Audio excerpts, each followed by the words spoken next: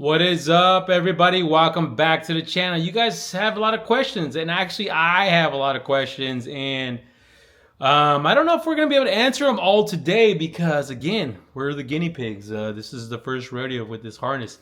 Not to mention, you guys had a question in the comments. How much horsepower did that motor make? They did send us the actually info. Let's find out. All right, fellas, I want to show you guys this before we get into the harness, but okay, so I opened it earlier, but long story short, max torque, can you guys see that? Focus. 501 foot-pounds of torque, and horsepower, focus, 543 horsepower, fellas. 543 horsepower on this motor setup. Now, again, if you guys order one of these motors, they're always slightly different between like a 5 horsepower variant, something like that. I think it just kind of depends. Every once in a while, you kind of get those discrepancies, but they're always within that range for the most part. But yeah, 543 horsepower this motor makes, and then 501 foot-pounds of torque. But the harness, check that thing out. Let's go over this thing, and again, we're gonna kind of just go over the main things that I feel like you guys need to know. We're not gonna go over the basically simple connectors that are on every single harness, and we'll go over the stuff that you probably are gonna have questions about, just like I do. Not to mention, there's a bunch of things that I feel like we're going to need and we don't have yet. And hopefully we can get those questions answered in the future. So you guys got to stay tuned for that. But let me show you the first thing that everyone was asking about is the ECU over there. Let me show you that thing. Let me walk over. So I really tried my best, you guys, to kind of lay this harness out for you guys as best as possible. You guys can get a good look at this thing. But here is the ECU that you're going to get in your kit. It looks something like this. Definitely not an ECU I've seen before. It looks like it's their own design. But that's the ECU, but it's also the TCU. So there's no separate transmission controller. Everything is done right here from this one bolt connector right here. So that's the big connector that's gonna get plugged into that feeds the entire harness. But you also have one small sub harness that you do gotta connect, and that's this little guy right here. So this little guy goes that way, comes here, and then you have the one connector at the transmission on that 8HP70. And then on the end of that, you also have the connector for the actual shifter. So this is the actual shifter connector. Now, the one problem I do see with that, it looks like it's a little short. So this almost feels like it's going to be living there, and you're going to end up having to drill a hole inside, or I should say in your transmission floor area. So you're probably going to definitely have to do that to be able to reach the shifter. So that plugs directly into the shifter. So definitely not a fan of that as far as just the length there, but we'll figure it out. So the bolt connector here, so this is going to be a little bit different, but very similar to your GM performance style harness, because it seems like that's kind of what they were going for here. So you're going to have also these two wires here that are also for the shifter's power and ground. So you're going to end up, obviously, those got to go straight to the battery.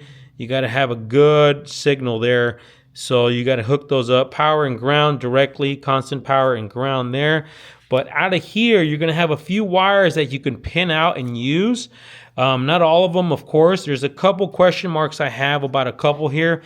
But the ones you can use is you're going to have let's see here. You're going to have this pink wire here that comes out of there. And that one is your tack output. You can definitely use that as a tack output for your, obviously, your gauges and things like that. And then you have the tan wire here as well that you can use as a check engine light as well. There's an additional mill light on the other side of the harness that you can use as well. They're the same exact wire, just two different locations, but you do have to pull this off and then obviously pin your own wire into that. I believe the part number is inside the description of your pamphlet there for the actual pins for this thing. The light green, I don't remember what the light green was. There's a couple different things that I still have questions about with Blueprint. We're going to try to get those figured out. But this gray wire you can use as well. That is a oil pressure wire that you can pin out for your gauges. But the kicker is there is not a pin out for your coolant temperature sensor. So we'll probably just end up running our Dakota digital gauge temperature sensor that comes in the kit for our coolant and go from there. But again, a couple different other stuff in there as well. We still got to figure out, but that's kind of the meat and potatoes of this thing. And then you're going to have your standard fuel pump wire here. This is a power. This is 12 volts here that's coming out. So that's your output. Basically, all your relays and fuses are inside here. Let's see if I can open this thing up. All right, there we go. So you got a fuel pump relay, ignition relay, and then you got a fan, and then you got a control power relay.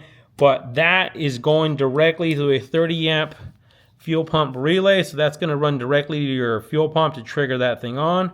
And then you're going to have another wire here that's also for your fans. So there's only one. Normally I run 2 fans. Some people run 1 big fan, but I'm going to run 2. So what I'll end up doing is using this as a trigger to another set of relays inside the engine bay. So we'll just run that and then basically use that as a trigger, because this will kick on at 190 degrees when that relay tells it to. So you'll have that. And then let's go back to the other part of the harness here. So once again, fellas, this harness was modeled after that GM Performance harness. So if you have the 8HP, like I do, you're going to have a connector that you're not going to use. And it's that VSS, basically vehicle speed sensor, focus. So this is in there basically because this harness was also used or going to be used for, you know, your T56, your 4L80, 4L60, where you have the sensor separate. So that's what that's for, but you're not going to need this if you're running the 8HP. And then the other thing they added as well, you're going to have this little sub harness here, which is your manifold absolute pressure and connector there. But right off of that, you're also going to have air intake temp sensor, and that you're going to basically run to your cold air intake setup. You're going to have to drill a spot there and then run that there. One other thing I'm actually noticing with this harness, there's no traditional like mass airflow sensor connector. It must run off of the air intake and map sensor, so that's interesting. They do obviously also provide a alternator wire harness here, connector I should say, but this guy you're not going to need if you selected one of their accessory kits. This is really only there if you're running like a GM style alternator. So don't worry about this guy if you're running a different set of accessories like we are. So that's not going to be used either. Next up, you have your standard OBD2 port. So it does come with the OBD2 port here. So you can basically get all your check engine light codes and everything else cleared up and all that. Let's see here. You're also, these are the other really more important wires here. So you're going to have an ignition source well, you need to hook it up to an ignition source. So this is going to be a hot key on ignition that you're going to have to hook up. And this is the other mill light connector that I was telling you guys about. So this is basically going to your Dakota digital gauges or some kind of LED lamp to tell you where there's something wrong with your motor or transmission. And then you're going to have an additional lead that's coming out of here as well. But some leads might be gray, other ones might be this dark brown like I got, and that's basically going to go to your I should say your brake. It's going to go to your brake, so that way transmission knows when your foot is on the brake, sends a signal to that basically engage and disengage that, basically torque converter and clutches and all that good stuff. So that is basically going to hook up to your brake switch there, that guy for sure. One last thing I want to touch on, you guys. The first thing I noticed about this harness setup, it is very bulky. So be wary of that. It is super bulky. So consider on where you're going to land this stuff at. I'm probably going to end up taking this big bulky loom off of it and try to basically put it on a diet a little bit and redo it with some of the softer stuff, but it is very bulky, so be wary of that.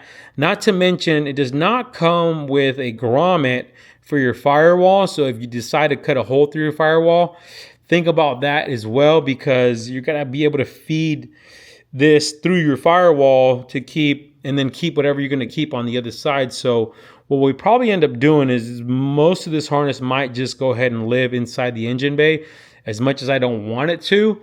But I think that's what we're gonna be doing, and we're gonna have to figure out, find a spot for that fuse box and things like that, because we have a spot for the ECU inside the cab, but I don't have a spot for the fuse box, or both, I should say. And they're both kind of on the same part of the harness, so we might have to have both of them mounted inside the engine bay because of that. Because that fuse box is very bulky, and it's, I mean, last thing I want to do is try to take that thing apart and try to pass that through a hole and things like that.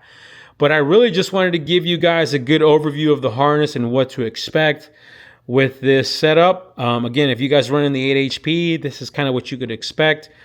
I know there's some updates coming as well, for sure, for the harness and ECU, as far as getting this thing wired up and then get it going. But be on the lookout. That once we get that information, we will definitely share it with you guys, and we'll give you guys an idea on what we're doing and how to go about it. But I think that's going to do it for this video, you guys. Hopefully you guys got some intel on this thing, and you guys already know, hit the subscribe button, the like button, and hit the bell for notifications, and stay wrenching.